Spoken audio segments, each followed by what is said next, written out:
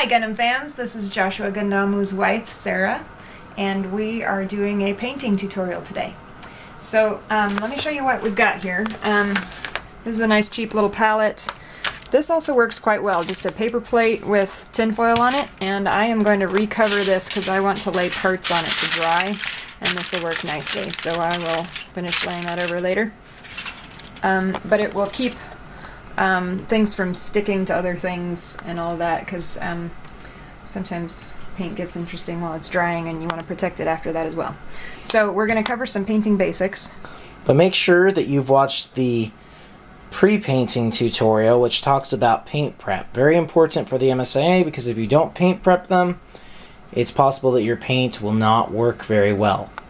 So you've already covered sanding and washing then, Brandon? Correct. Okay, so that's very, very important. You'll notice this piece here is not a bright and shiny Epyon side skirt. This has been sanded and it looks pretty dull, but that will make the paint stick much, much better.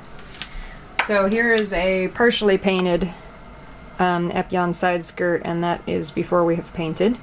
And I'm going to tell you some different things here. This is what we had started using. Well, I guess we started technically with these. This is just a generic acrylic paint. You can find it at Walmart or wherever. There's different brands. These are okay. The more you do your paint prep, the better they'll last. But what we really want to find is a paint that will have good enduring power, because the MSIA is made of PVC, and so it's got some flexibility to it. It's not a hard surface, so in some ways that makes the paint have a little more tendency to come off. So when we did the oxel, we were figuring all this out, and we used these Tamiya paints here, and those worked for us much better than the generic acrylic, but they had some downsides to them. I much prefer, it's called Vallejo, and I'll show you a couple of pamphlets in a second. I much prefer this, but this is what we had started out with, the Tamiya, and there's a great big difference between, notice this doesn't say anything about gloss or shiny, it just says red, or gloss or flat, it just says red. This is gloss. If it doesn't say, it's gloss. This one says flat red. There is a huge color difference between flat red and gloss red. This is much darker. I don't know why they did it that way, but they did. This paints much easier. No, this one's hard to paint on. This one's much easier to paint on. It sticks better. This one dries really fast in a not good way, so I do like painting with the Tamiya gloss better. But the Tamiyas are kind of thick, which is why for future things we're using Vallejo, because it has all the benefits of Tamiya without the downsides and the same upsides of the full cart / apple barrels. But since we're painting the Oxel Gundam today, we can't afford to change his color scheme, so we're of course going to use the Tamiya, since that is what this Oxel before you was painted with. I'm going to tell you a couple more quick things that you will find when you're trying out paints for yourself, because this does make a big difference. One is that this is in a jar. In a jar means that you have to open it up, pour out a little bit, and it's got this great big wide open top. All of this Tamiya dries very quickly, so you have to make sure you put your lid back on right away and just pour out a couple drops into your dish, unless you're painting big flat surfaces, but MSA really aren't that big. You don't need more than a couple drops at a time. And it dries really fast. So you have to, the other thing that's helpful with the Tamiya is, I don't seem to have one, but you grab a toothpick and you scrape off the skin of the paint that starts forming as it starts drying. That's helpful to you. The Vallejo doesn't dry as quickly in the negative way, and it's got this little eyedropper top, so you can get just what you need, and the rest of the bottle doesn't dry out so badly. So there's a lot of reasons that I like this better. So by all means, trust us and go with the Vallejo. And Vallejo is made for plastics and things like that, because it's wargaming paint. So the Vallejo comes in two modes, and you can probably order these pamphlets. I mean, they're free, but you can probably get them from your local hobby shop and have them order the paints for you. So the game colors Vallejo. are really... V-A-L-L-E-G-O. That's a J. J. Okay, so the game color are really bright colors, and the model colors, it comes in all kinds of military type colors and that kind of thing. It's really a good line overall. And the game colors are more like intended for fantasy type wargaming, but it's a good place to get. Like we got this this bloody red And that worked really well for our GM here. That's the same color. Note that the bottle looks a little bit different, so you have to kind of decide how to tell the color. But probably, if I were to find the color here on the pamphlet, it would be more like that. But anyway, we're gonna get started showing you some things. Brushes are of utmost importance. You have some options. You can get pretty cheap brushes and still do okay, but you have to keep a couple things in mind.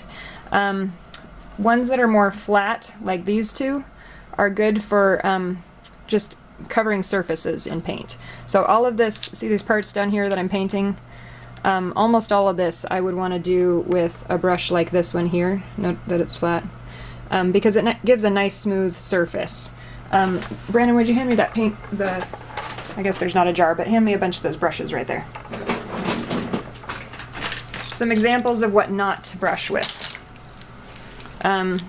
This is watercolor, don't use that. Bad. This is huge. Bad. See how this is really stiff and the bristles are kind of spiky? That's going to leave lines in your paint. This is not for MSIA. Same with that. This one is kind of the right bristles, although it's been used on something crazy. But they're really big, thick brushes. You don't need them that thick. But you want the soft bristled ones, and you just really don't need that much. And this is going to drive you crazy, because look at how dead that is. I think that's the brush I use all the time, this is the stiff and it's kind. starting to wear out. You don't want the stiff, fat bristles. So you want the soft brushes, very soft. And you'll go ahead and follow me with the camera, Brandon. Right here. You'll get them wet with paint, and you want to rub it along the bottom. You see that? Because you have to get out all the air bubbles out of the brush. And then you'll want to take a paper towel and dry it off. And then you mold your bristles. Honestly, the best way to mold your bristles is to stick the paintbrush in your mouth and make the right shape. But you want to end up, see how there's those fluffy things out to the side? That's going to mess you up when you're trying to do details and such. So you want to smooth it out. And if you're still having trouble, you might even cut off the ones that are on my brush. being a pain. But anyway, you can use brushes like this one here for detail. This one I wouldn't get too detailed with because it's still kind of fat. But it's alright. But after a while, you'll find that they start to bend over just a little bit, the cheap brushes. But I didn't spend too much on these. I probably got them in a set mostly. These are some little tiny detail brushes. Those can be helpful. Just keep in mind they won't hold much paint. And they're not cheap. These were not cheap, no, but we just got them at our local hobby shop. But I think we got this kind of set. Obviously the paint peels all off there, but the brushes themselves weren't too bad. Most hobby shops are really helpful if you take in what you want to paint and say, what kind of brush do I need for this? So they might tell you. This is probably an oil type brush, the fat bristles. This is an acrylic, where is it at? This is an acrylic brush, or I'm sorry, this is a watercolor brush. You don't want that. These I think they call acrylic brushes, so look for that. And you only want to use acrylic paint in case you were foolhardy and skipped the paint prep video. If you use non-acrylic paint, your figure will dry sticky, and you have wasted all your effort because every dust bunny in the world will go flock to it. We've done it before. It's a bad idea. Okay, so I'm just going to go ahead and start painting so you can see what I'm doing here. So again, I get all the air bubbles out in the water, and then I dry it off, smooth out the brush the way I like it so it's not making lines. Probably should have put paint in first. I really wish I was doing Vallejo paint, but I'll have to live with the...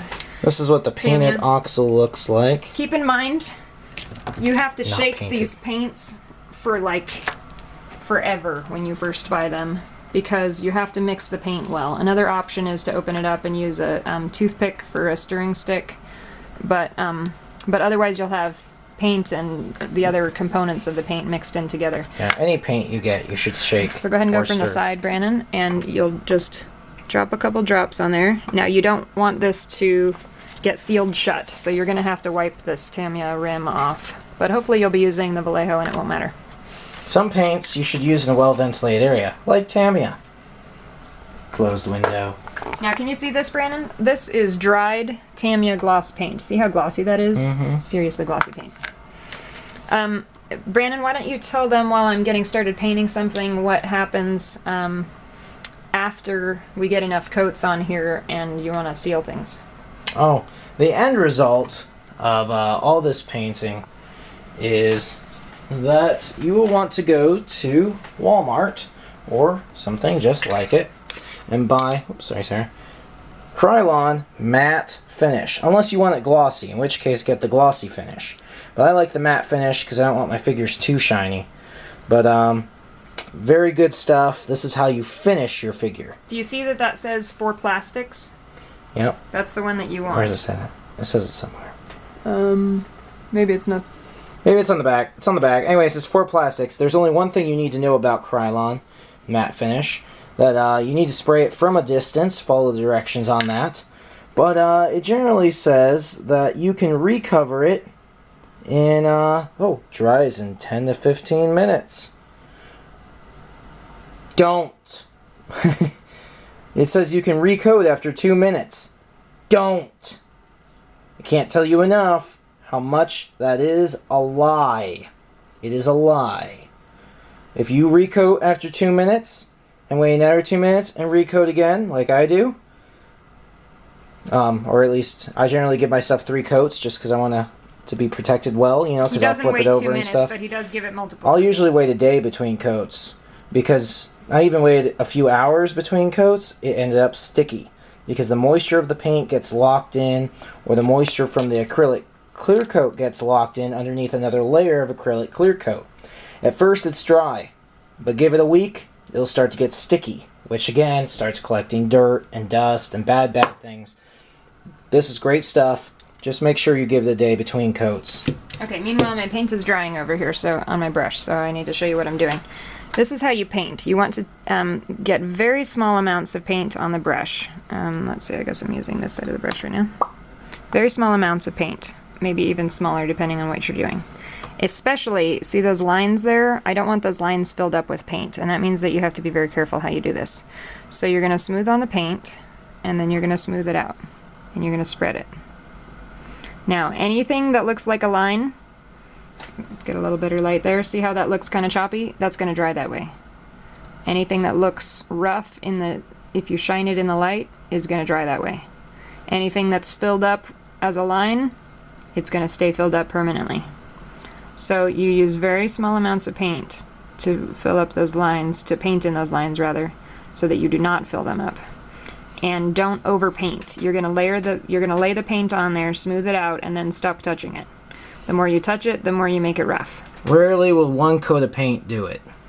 You do one coat of paint, and then you move on to the next part, and you let that piece there dry for 24 hours. I don't care that it's dry in half an hour or 2 hours or whatever. Handling time, 2 minutes. Handling time is 2 minutes, yes. Curing time, which is the important part, that means that you're going to have the least chance that it will be sticky. That's going to be 24 hours. It's just the best way to do it. Okay, now see this Tamiya paint starts getting kind of weird. So that's why I use something else and just kind of clean the surface off. And I've kind of been That's doing why it we with the brush, recommend the game color from Vallejo. But like I said, the oxel was painted with Tamiya, and since we're making another oxel, it just kind of has to be that way. However, any paint will start to dry, and as it starts to dry in your dish here, that's partly why you don't want very much in there, it will form a skin on the surface. And because of that skin, it will be hard to get paint on your brush, and that's why you want to try to get that little skin of drying paint off of there. Okay, so we're getting a pretty good coat. Now the trick is figuring out how to get the most painted with the least. You don't want to get fingerprints, because again, fingerprints are going to create that roughness from your fingerprint. It won't go away. So try to just do a general job and then leave it alone. I guess I got a goop here, and I'm not going to be able to fix that. I can smooth it a little, but mostly you just want to do the best job you can and then stop touching it. So I'm going to lay this on the tin foil because I don't want it sticking to other things, and it doesn't really stick to tin foil. It's kind of a nice surface for that. Some people base coat before they ever paint the paint they want on it. That just kind of goes with your painting technique. It's not something that we've found necessary. Not everyone does it. Some people do. This brush is going to be drying meanwhile. So as I'm going to show you something else, I'm going to rinse the brush out. Now again, you're rubbing it along the bottom surface. Do you see that? Mm-hmm. Only quickly. And then do it really quickly, swishing in the water. And that will help that water be between the bristles. Try not to get the camera wet. I think I made it. And dry it off. You just threw water towards the computer. You'll notice that your brushes take on a little bit of whatever color you just painted with, so it's best once you're done, when you're not just in between things, to go and wash with soap and water when you're done. But don't wash your brush with soap and water. Just use cold water on your brush. Okay, well, listen to Brandon then. I always have him do my brushes when I'm done. Do you see these little white spots? That is where this stuck to the table or whatever surface it was on, because these do have a little bit of tackiness after they dry, so it's important to be careful with this, all of this stuff until it gets a clear coat. Once you get one coat, you look and see how it's doing. 2 coats, maybe that's good enough. 3 coats, it depends on what kind of paint you're using. But you see how I was painting that that piece that had started out purplish. See, this is the original color, and this is 1 coat. See, that does not look like we want it to end up. This is how we want it to end up. See the color difference? Let's give him some light there. So this one's redder. So we want it to be red enough by the time we stop. And actually you can see just a little bit on here if Brandon doesn't get too close. The little bit of roughness. This Tamiya paint has a tendency to be just a little bit soft when you're done, and that's why I don't like it as well. And it's a thick paint. It's just a little too thick for this kind of job. This one worked really well. This was the Vallejo, and it stays better, but you still have to be careful when you've painted MSAA about getting stuff stuck to it or getting little spots taken off. I'm not sure what that is. But your paint will have much more staying power once you finish all the coats you're going to do, and then do the clear coat, and you're just going to do light passes with the clear coat, right? Yep, light passes. Do not put on a whole bunch of clear coat, or you will just have this big sticky Follow mess. the instructions as to the application of the clear coat. Just do not reapply for 24 hours.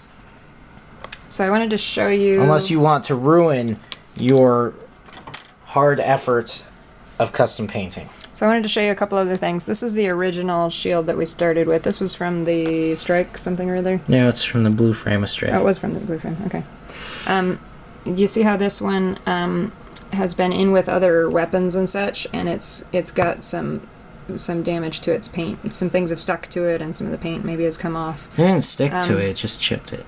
Well, no, some of it's... Scratched it. Just trust me. Anyway, so I need to do a slight touch-up on this. So be careful with your painted stuff once you're done. Especially this, we didn't paint the whole thing, so I don't know that it's been clear-coated. Tamiya does make a clear coat of some sort that's in a bottle. This one's flat base, so it's, I don't think, not this one. I think there is some kind of clear coat. We haven't tried it. It might be possible. I think there's a matte one at least. But again, this is thick, and so I don't know that it's going to form that great of a surface. Yeah, we could try it. A spray finish, you can get the thinnest layer of finish that you can get without having it get too thick. Now, do you see this? This is just a regular gun, and I put some touches of blue on it, and do you see how much cooler that looks? So there's a lot of things that you can do with this. The yellows, I already had this acrylic, and it works just fine for for small things. It holds up well on small surfaces. Use acrylic paint for everything. I just haven't used it for larger surfaces for other reasons. Just the regular generic. So we've done lots of details here. If you're gonna have if you're going to paint your MSIA, it will look best if you make everything the same. So yeah, there's a lot of Gundams with red feet, but do you see how these red feet look different than these red feet? So if we were going to have all our reds match, you probably want everything that's red to be painted. But anyway, there's lots of details that you can do here. Nope, I didn't paint the missiles, but I painted everything else because I figured those didn't matter if they were a different color. But everything else that's red, I painted. The blues, I painted. Minus that because I was afraid that the paint might crack. There's yellow in here that I painted, and I took all of this apart to paint that. And these were all off, obviously, just like they are now. You see all these? This is what we're starting with. So this is what the blue looked like originally, and this is what it looks like when it's done. And then I paint this red edge as well because, again, I want all my reds to match. So it's kind of a painstaking process because you're giving 24 hours in between every single coat, and that takes a while. Not everyone gives it that, but the thing is, we put a lot of effort into our painting for our series, and a lot of effort into building the custom Gundams. So why would we risk it? When it's sticky, you have to start all over. You have to take everything off. You have to take alcohol, rubbing alcohol to remove all the paint and just start over. There is no fix if it gets sticky. So that's why you do it right the first time. Now I'm going to paint one of these. I'm going to paint the blue. And so to do that, I don't want to use the flat brush because I've got a lot of side details. So I think I'm going to use this brush here and see how that goes. I can always switch brushes in between. Hopefully this paint is still doing all right. I haven't opened it in a while. Okay, Brandon, switch. Well, we might actually run out of camera room. If we run out of camera room, that's okay. So if our video suddenly stops, that's the end of the painting tutorial. You know, obviously, because the camera ran out of space on the memory card. But until then, we will continue to show you, for those of you who would like to see a bit more. So basically, you want to stop as soon as you can, because I really don't need very much paint. Again, dry this off. You see how much of a mess it makes even when you do dry it off? But you'll actually get this stuck shut with paint if you don't get all that off of there. That's why we like Vallejo, because it has the eyedropper. I am so glad we found Vallejo. We just found it recently, but we'd already done the oxel, and I need to do a second oxel that's more flexible. So I need to do it in the same colors. Yeah. For action figures, you know, probably like need to get this wet Tamiya again, is just so thick. It's kind of a paint that's you can either brush on or airbrush, and airbrush would make it thinner. We don't have an airbrush, so. Okay, Brandon, go ahead and come in a little closer here. Now I'm going to show you what I mean by skin. Do you see that? Goopy stuff. So you just kind of move that to the side, and then that gives you... Oh, stop it. That gives you fresh paint to paint with. That's disgusting. Okay, so again, small amount of paint. And I'll start with that. We'll see how this brush goes. I may change, but we'll try it. You don't really want to make big, messy edges and then try to paint over again, because that stuff really does show up. I don't like this brush. It's not stiff enough, and I'm gonna end up losing my lines. So I'm gonna switch to the thin flat one. The thin flat one. The smaller flat one. This one will have a little more stiffness because see how the bristles aren't as long? That will give this a little more stiffness, and I can keep my lines better. But I'm gonna have to be careful not to make a big mess with it, because it's a little bit bigger of a brush. So I'm probably, after I get some paint smoothed out here, I'm probably going to move sideways with it, or just straight out from the edge to try to get those lines. I could always put paint on here and then try using a detail brush to get those edges, but the more you touch it, the more likely you're going to have drippy spots or thick spots or that kind of thing. So if you can do one piece or one section all in one coat, it will look a lot smoother when you're done. Especially because you have to do multiple coats generally. And the more coats and the more messy spots with each coat, then the more likely your end result will be rough. So we're just gonna go ahead and keep going around here and then kind of smooth it as I get each of these sections done. Make sure our lines stay clean. Oh, this is getting goopy. I don't know why. Because it's Tamiya. Something. Maybe the paint's getting old too.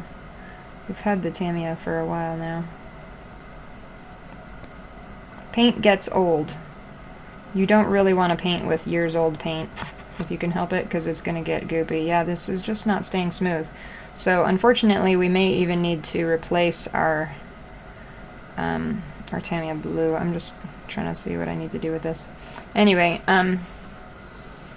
it's not something I would normally do, but I just want to see, kind of test the quality of my paint here and see what's going on. So make it as smooth as you can, but the newer your paint, the fresher it is, the better result you'll have. And it's already skinning over. That's part of my problem. So I'm gonna try to get most of the paint out of there and try that again. See if I can touch up. I don't know why that paint isn't sticking to this spot. I wonder if it's not clean there.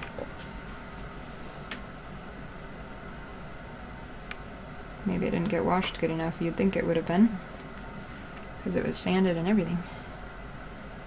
But it really doesn't look like it's sticking to that spot. Guess that'll do.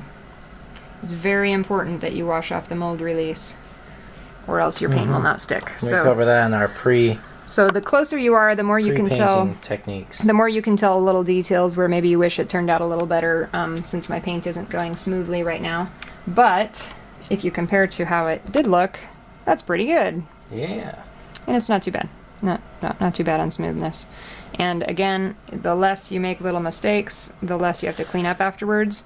A tip, you can always try things like toothpicks are good for some applications, with either using the tiny tip as a painting tool for just little dots or that kind of thing. But you can try Q-tips, or I prefer a little bit of a paper towel that you get wet either with water or just spit's fine, and then you can try to get little spots like that before they dry, but you have to do it right away or it's too late. And again, you don't want to mess up your paint that you've already got. So next time I paint the red, I'll fix those two tiny little spots, and other than that, it turned out pretty good, and you can still see all my panel lines, which is important. There is another thing about painting. Why don't you hand me the camera Go there? away, random alarm. Okay. There's another thing about painting, which is panel lining. Panel lining is a special kind of paint, and it probably needs its own tutorial, but I'll just mention it real quick. You can either use watered down paint. I don't know that Tamiya gloss would be a good idea. This would probably be fine. The Tamiya flat would probably be okay. Vallejo would probably be great. But there's a special kind of ink wash that you can buy. And Citadel makes one that works pretty well, and it's basically watered down paint, but I think the actual ink wash is a little bit of a different product, but it doesn't react badly with the MSA. It's great. And so you put some in there, you brush it on, and then you either wipe it off or whatever it takes to where you have it in the, say, panel lines or on the edges of things, but not in everywhere else. And it's also involved in battle scarring, which we'll have in our next tutorial. You'll see this here is a brown ink wash without any paint involved even, but you'll see how it just kind of settles in places. And I think I cleaned up the wheels after I was done with a Q-tip, because it kind of rubs off a little bit. So if we really wanted this to stay the best, we probably would do a matte finish afterwards, because again, it's a kind of paint and it will come off if you're not careful. So the biggest things with MSA painting are make sure you do your prep. You have to do your prep or you will lose all of the hard work that you're doing. Try to be as smooth as possible with everything. Use a high quality paint, preferably the Vallejo, and use decent brushes for your application. They don't have to be expensive, they do have to be the right kind. For the record, Vallejo, you should give me free paint for mentioning your name 20 times. Do let your paint cure in between, preferably 24 hours in between coats. Just because it's dry doesn't mean that it's cured. Curing is a different thing. Curing means the moisture in the paint has dried out. And so it might feel dry, but the moisture's in there, and if you paint over it, you just locked that moisture in. And you think, oh, it's locked in there. Not a problem. Wait a week. It'll start to come out, and it will make your figure sticky for the rest of its life. Sticky attracts dust and does not let it go. Sticky does all kinds of bad things. You don't want it. So let your paint cure in between coats. Be as smooth as possible with everything. When you're all finished with all your coats and you've let it cure again, make sure that you use a acrylic clear coat. This coat one specifically is a good one to use for the plastics. It works well. The matte finish gives a nice, this would be matte finish here, so it's just a little bit glossy. It's not super high gloss, because we use the Vallejo, which I think has some gloss to it. It's kind of an in-between as well. So if you use the glossy paint, like we use the glossy paint on the Oxel, and then we use the matte clear coat on him, and it takes it down a notch, which is good, because then he doesn't blind you. So the Vallejo is kind of a matte, I think, when I'm painting it, if I recall correctly. This is flat, this is gloss, this is in between. And same with the clear coat finish. So it'll have some shine to it in a good sort of way, but not overly shiny in a bad sort of way, which is helpful. Shiny. So then the other important thing when painting MSAA figures is that you want to protect your figures when you're done. Please don't throw them in piles and bunches of things, or you may ruin all your Yeah, work. don't take your Oxel Gundam painted shield and put it in the Oxel Gundam spare parts bag. Because you may, damage little spots. And it's okay, it survives, but And it your doesn't wife look has as to nice repaint if you it. don't do She's that. not happy with you. So, recommend putting them on shelves or that kind of thing. And we do like this effect way better than our early efforts at, what is this, like nail polish or something? Well, originally I used a red paint that dried sticky. And the only way I could figure out how to make it stop being sticky was to go over a nail polish, which looks pretty horrible. So learn from our mistakes and our successes. Acrylic paint.